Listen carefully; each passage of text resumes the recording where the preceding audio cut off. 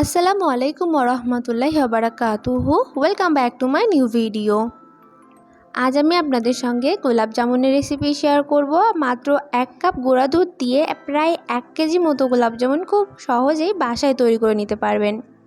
আর এই গোলাপ জামুনগুলো খেতে যেমন হবে সুস্বাদু, তেমনই হবে রসে টইটুম্বুর। কোনো রকম ঝামেলা ছাড়া খুব সহজেই তৈরি হয়ে যাবে। তো চলুন এই সহজ গোলাপ জামুনের রেসিপিটি শুরু করা যাক। প্রথমে একটা মিক্সিং বোল নিয়েছি, তার মধ্যে দিব 1 কাপ পরিমাণ গুঁড়া দুধ। এখন দিব হাফ কাপ পরিমাণ ময়দা, দিব 1 চা চামচ বেকিং পাউডার। আপনারা যদি এর থেকে কম বানাতে চান তাহলে গুঁড়া দুধের পরিমাণ যতটুকু দেবেন বাকি পরিমাণগুলো এর হাফ করে দিয়ে দিবেন। দিব 2 চা চামচ মতো ঘি। ঘিটা দিয়ে খুব সুন্দর করে ময়াম দিয়ে নিতে হবে।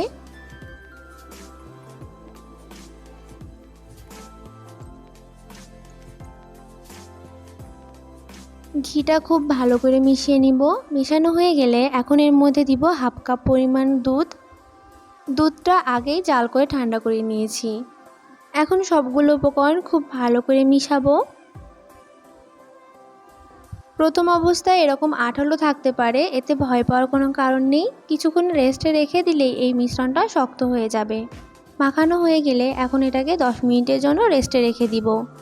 এখন শিরাটা তৈরি করার জন্য এখানে নিব 1.5 কাপ পরিমাণ চিনি। যেই পরিমাণ চিনি সেই পরিমাণ পানি ব্যবহার করতে হবে। 1.5 কাপ পরিমাণ পানি ব্যবহার করেছি। আর দিব 3টা এলাচ। এখন মিষ্টির জন্য শিরাটা তৈরি করে নিতে হবে। চিনি শিরাটা 2 মিনিট মতো ফোটানো হয়ে গেলে এখন এর মধ্যে দিব 2 টেবিল চামচ লেবুর রস। এতে করে চিনি শিরাটা জমাট বেঁধে যাবে না। কিছুক্ষণ জাল করে শিরাটা তৈরি করে নিয়েছি। এখন মিষ্টি বানাতে চলে যাব। 10 মিনিট মতো রেস্টে রাখার কারণে মিশ্রণটা অনেকটা শক্ত হয়ে গেছে। এখন এর থেকে ছোট ছোট করে মিষ্টির বল তৈরি করে নিব।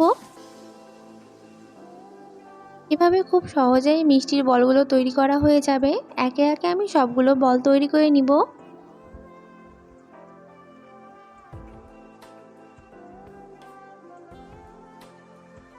সবগুলো গোলাপ জামুনের বল তৈরি করা হয়ে গেছে। এখন এগুলোকে ভেজে নিতে হবে। এর জন্য একটা প্যানে তেল গরম করে নিয়েছি। হাত ডোবাতে পারবেন এরকম প্রথমে তেলটা গরম করে নিব। তার মধ্যে এই গোলাপ জামুনের বলগুলো দিয়ে দিতে হবে।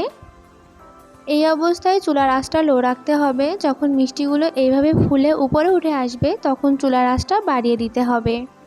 আমার একটু লেট হয়ে যাওয়ার কারণে আমার 2-1টা মিষ্টি ফেটে গেছে। তবে আপনারা যখন তৈরি করবেন তখন মিষ্টিগুলো উপরে ওঠার সঙ্গে সঙ্গেই চুলার আঁচটা বাড়িয়ে দিবেন, তাহলে মিষ্টিগুলো ফেটে যাবে না।